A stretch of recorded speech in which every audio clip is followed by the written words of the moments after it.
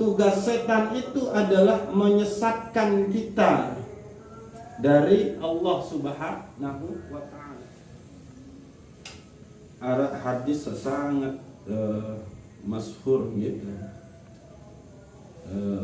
Tentang permasalahan nafas nikah, bahwa Rasulullah SAW di hadapan para sahabat ketika tiba-tiba berbicara tentang permasalahan jihad, yang selama ini yang jihad yang dipahami oleh para sahabat juga adalah jihad melawan musuh-musuh Allah, itu kafir Quraisy.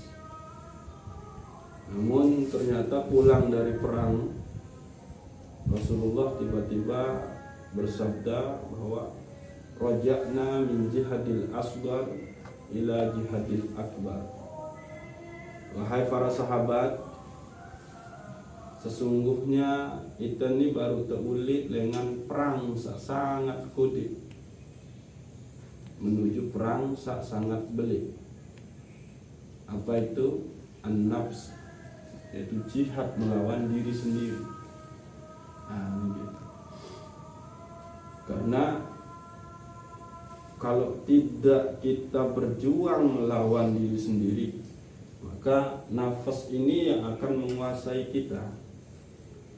Sementara kecenderungan dari nafas nikah adalah kebahagiaan semu yang akan menjauhkan diri kita dari Allah Subhanahu wa taala. Sehingga perlulah kita memahami keadaan nafsu ya, atau fin nafsi wa ahwaliha. Nafsu dan ahwal-ahwal atau keadaan yang ada di dalam nafsu itu sendiri.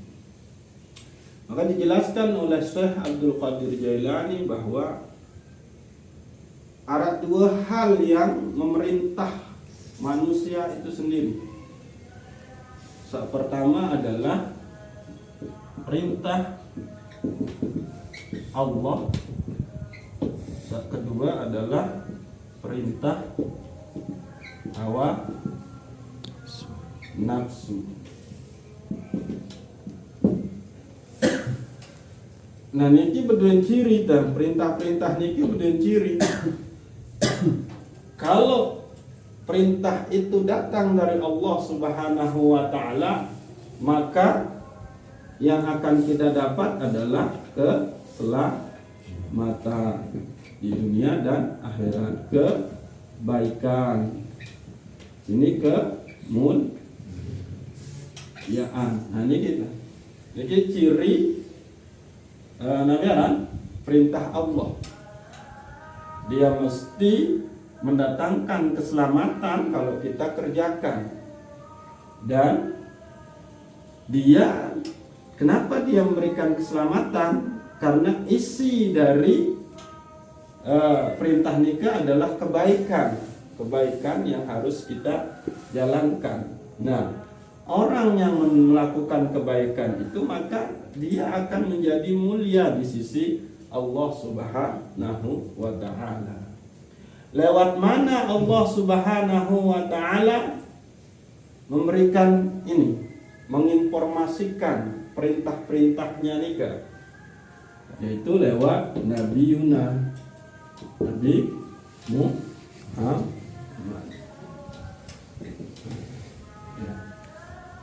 Maka karena Nabi Muhammad sallallahu alaihi wasallam adalah perantara Allah dalam menyampaikan perintah-perintahnya, maka sangatlah wajib bagi umat Islam, umat yang beriman, untuk mematuhi dengan ikhlas, mengikuti dengan ikhlas apa-apa yang dijalankan, dilaksanakan oleh Rasulullah Sallallahu Alaihi Wasallam.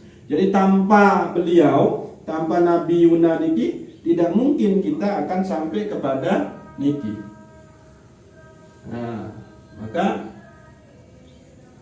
cinta kepada Rasulullah Sallallahu Alaihi Wasallam itu merupakan bukti kecintaan kita kepada Allah Subhanahu wa Ta'ala. Nah, lalu ciri perintah dari hawa nafsu itu adalah dia mendatangkan kesengsaraan.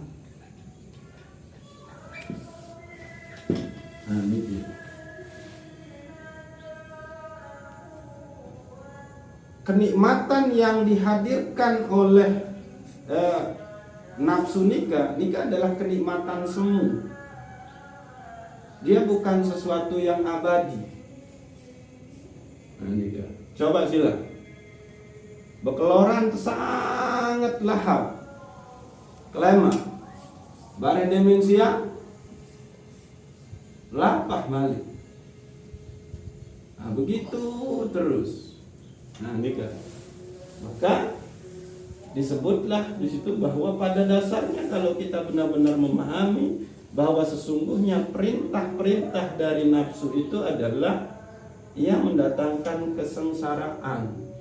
Jadi terlihat secara zahir itu adalah nikmat, bahagia, indah. Tapi pada dasarnya itu adalah semu belaka. Tidak ada yang abadi dari kenikmatan hawa nafsu kita. Nah, karena hawa nafsu niki mendatangkan selera kenikmatan dan kebahagiaan, maka kita emang cenderung lari ke sini. Sementara di sini perintah Allah itu kita nomor 2-kan. Nah, niki yang sebetulnya bagi Syekh Abdul Qadir Jailani inilah kesalahan besar bagi umat Islam itu sendiri. Nah, maka apa yang menjadi pasukan daripada hawa nafsu itu sendiri, yaitu kelezatan, kepuasan, Nabi Malik, kesenangan.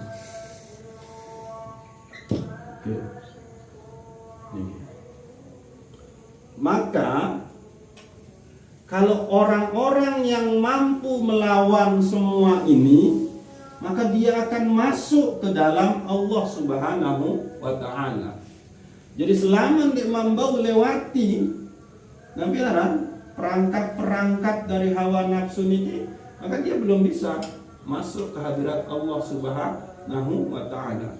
Sehingga sholat kita, zikir kita belum bisa merasakannya karena emang kita masih terbelenggu dengan semua ini. Terbelenggu dengan kenikmatan, kelezatan yang dihadirkan oleh hawa nafsu itu sendiri. Nah, maka ini yang harus kita benar-benar pahami.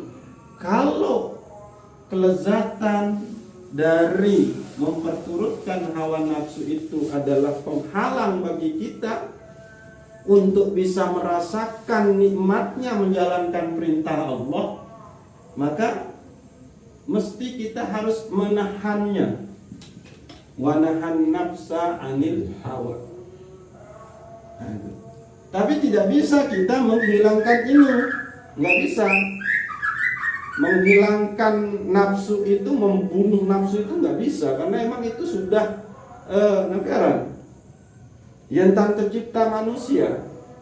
Tapi yang harus kita lakukan itu adalah utruk, meninggalkannya. Kita bendung, kita tahan, kita cegah dia supaya tidak menguasai diri kita. Coba, ciri-ciri kita dikuasai oleh hawa nafsu nikah adalah mana lebih nikmat ngobrol dengan kita ngaji.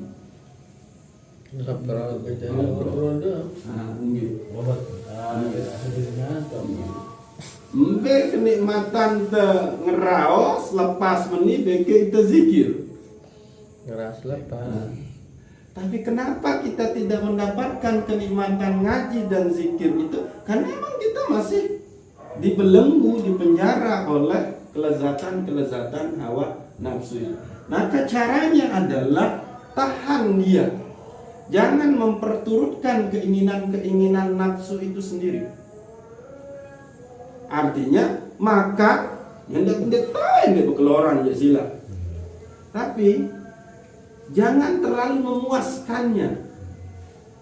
Makan itu halal, tapi menyederhanakan diri di dalam makanan itu yang akan mampu menghalau nafsu untuk menguasai diri kita. Nah, Nabi Malik contoh kelezatan ini kata. Nah, kita coba nafiran dan nikah periksa diri kita selama niki. Coba, kenapa kita tidak merasakan sholat kita, zikir kita, ngaji kita itu haruslah senantiasa kita kaji. Maka jawabannya adalah karena di dalam diri kita masih mengedepankan hawa nafsu kita, kelezatan. Coba sila, malah kasus nafiran, bola sawi misalkan dit, jam 3 malam, nu kan, apalagi nyekan nafiran, sangat favoritan. Sembahyang subuh, deman selesai kan dengan sembahyang subuh, maka nanti ini yang musuh, ya jadi aman. Jadi nafsu itu menginginkan kita jauh dari Allah Subhanahu wa ta'ala. Lewat inilah setan itu menjerumuskan kita. Nah itu. Jadi kalau kita mampu menahan hawa nafsu, kelezatan-kelezatan semu yang dihadirkan, maka setan itu susah masuk ke dalam diri kita. Jadi tugas setan itu adalah menyesatkan kita dari Allah Subhanahu wa ta'ala. Tapi nafsu tugasnya itu adalah membuat kita melakukan kemaksiatan. Nah ini target utama dari setan itu adalah dia menyesatkan kita, mengingkarkan kita kepada Allah Subhanahu wa ta'ala. Tapi hawa nafsu kita itu adalah itu membuat kita untuk bermaksiat. Beda bermaksiat dengan ingkar. Misalkan setan itu yang diinginkan adalah engkau tidak mengakui Allah sebagai pencipta engkau. Engkau tidak lagi menyembah Allah. Itu yang diinginkan setan, iblis. Tapi kalau hawa nafsu kita yang dikembe-kembe sembahyang, aku sekedar wah sembahyang, sekedar anu, dende kaya zikir. Nah, itu yang diinginkan. Kita tidak terlena. Nafsu itu tidak menginginkan kita terlena di dalam kebaikan, penghambaan diri kepada Allah Subhanahu wa ta'ala. Nah, kemai nenui tinggalin. Nah, aneh sembahyang ke dulu nih kembe-kembe lagu. Dan dia payah zikir. Nah itu. Jadi bayang-bayang kelezatan itu senantiasa merasuki diri kita. Nah, maka mujahadatun nafas itu adalah mutlak harus kita lakukan. Nah, bagaimana caranya melatih jiwa kita agar dia berada di dalam takwa dan tidak melulu di dalam fujur? Maka lazimkan beribadah kepada Allah Subhanahu wa ta'ala. Yang semula misal zikir terisi telung dasa telu, biasakan dulu, dan kembe-kembe lah ya dulu menurut. Tapi jangan sampai ada di setelah kita sholat itu arah entan tuah de zikir. Wah biasa berzikir, tiba-tiba ada kan selesai sembahyang dia zikir. Maka disitulah kesempatan hawa nafsu untuk membiasakan kita lagi untuk tidak zikir. Nah itu. Jadi kenikmatan beribadah itu akan kita rasakan kalau kita benar-benar melazimkan peribadatan penghambaan kita kepada Allah Subhanahu wa taala. Nah, niki. Nah, niki cara nih satu yaitu membiasakan kita untuk terus beribadah kepada Allah Subhanahu wa taala. Emang betul mulai awal ya emang nikmat saran sembahyang, apalagi sembahyang tahajud nikmat. Lagu lemun tuah sampai terusan, maka ini akan luluh dia. Luluh. Maka yang akan menang itu adalah perintah Allah Subhanahu wa taala, dan kita akan masuk ke hadirat Allah Subhanahu wa taala dengan pertolongan Allah Subhanahu wa taala. Nggih. Jadi sampun laik sampun kaji tentang bahwa antara akal dengan nafsu itu ditanya oleh Allah. Nah, masih ingat itu? Man ana, man anta. Nah, itu akal ditanya, man ana, man anta. Ya. Ana ya ana, anta ya anta. Itu jawab nafsu. Tapi kalau akal, dia menjawabnya adalah dengan ya anta Rabbi wa ana abduka. Engkau adalah Tuhanku dan aku adalah makhlukmu, hamba. Lalu nafas, lu saking si angkuh. Benar. Pada saat Allah menanya tentang man ana, man anta, maka dengan sombongnya nafas itu menjawab ya ana ya ana, anta ya anta. Sampai pada akhirnya ia dicelupkan ke dalam neraka kelaparan. Nah, jadi kalau mau kita selamat dari kelezatan memperturutkan hawa nafsu, maka cara yang paling ampuh melawan nafas nikah adalah puasa. Puasa dalam artian tidak hanya sekedar menahan diri dari makan dan minum serta berhubungan dengan istri, tapi puasa lisan dari omongan yang tidak, terus puasa mata dari melihat yang tidak, puasa telinga dari melihat yang tidak, dan begitu seterusnya. Nah, maka hawa nafsu ini dia akan luluh, maka kita digantikan dengan takwa itu sendiri. Nah, jadi ini yang perlu kita garis bawahi bahwa ada dua yang memerintah di dalam diri kita, yaitu adalah perintah Allah Subhanahu wa taala yang cirinya adalah kalau kita laksanakan itu adalah kita mendapatkan keselamatan di dunia dan di akhirat, dan kita akan mendapatkan kebaikan nanti kita sampai satu aran kebaikan. Jadi kalau orang, dan ini yang dimiliki oleh para aulia, makanya mereka tidak takut dan tidak resah dengan permasalahan dunia. Karena apa? Emang Allah sudah menjanjikan demikian. Selama engkau menggantungkan diri kepadaku, maka apapun kebutuhanmu aku akan penuhi. Loh, kenapa? Karena langit dan bumi itu sudah diperintah oleh Allah Subhanahu wa taala untuk melayani hamba-hamba Allah yang benar-benar bertakwa kepada Allah Subhanahu wa taala. Jadi apapun kebutuhannya Allah penuhi, karena emang langit dan bumi sudah diperintah gitu. Nah, yang berikutnya bahwa di situ Syekh Abdul Qadir Jailani mengatakan bahwa engkau dan nafsumu itu adalah ciptaanku. Maka bergegaslah engkau menuju diriku.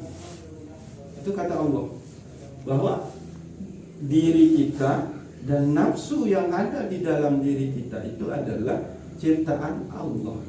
Maka orang-orang yang lebih mengedepankan perintah, lebih menjalankan perintah hawa nafsu dan menomorduakan perintah Allah, niki yang disebut oleh Syekh Abdul Qadir Jailani sebagai telah mensyirikkan Allah Subhanahu wa taala.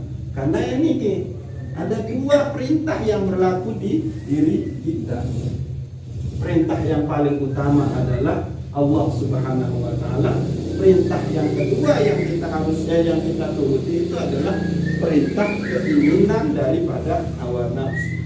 Maka apabila kita lebih mendahulukan keinginan nafsu daripada perintah Allah Subhanahu wa taala, maka inilah yang disebut oleh Syekh Abdul Qadir Jailani telah mensekutukan Allah dengan hawa nafsunya. Loh kembali, karena hawa nafsu ini ciptaan Allah.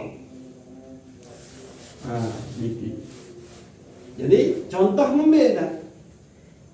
Lebih memilih Nabi Aran kebahagiaan bermain-main padahal wantak dengar panggilan azan. Niki. Lalu lebih kan gawe perintah nafas, hawa nafsu. Bareh masing Arab betul. Bareh pertengahan. Niki berarti kita sudah mendahulukan perintah hawa nafsu ketimbang perintah Allah Subhanahu wa taala.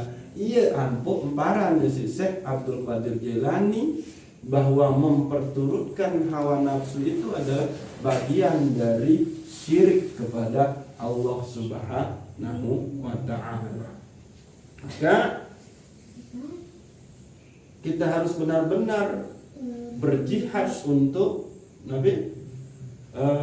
melawan keinginan-keinginan hawa nafsu itu sehingga kita tidak dikuasai oleh hawa nafsu. Lalu ini terpahami yang negatif nih, misalkan berhubungan seks, itu kanggo tidak, tetap harus nukan. Ini. Cuma kita harus mampu menahannya, itu kan dendek berlebih-lebihan lalu.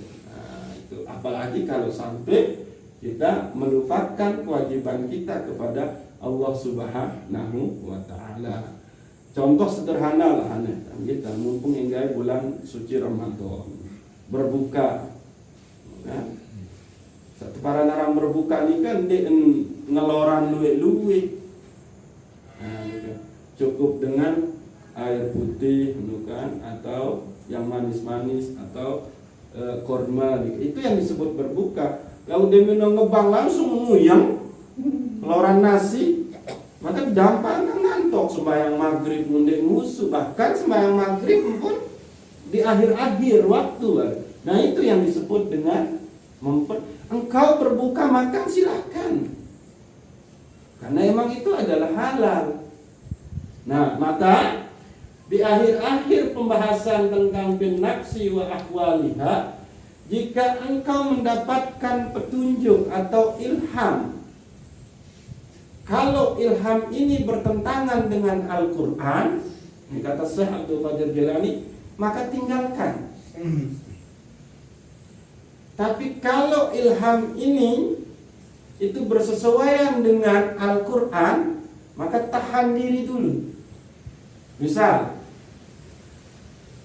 membeli pakaian atau makan itu kan juga dibenarkan oleh Al-Quran. Nah ia mau dengan mimpi makan nasi kan?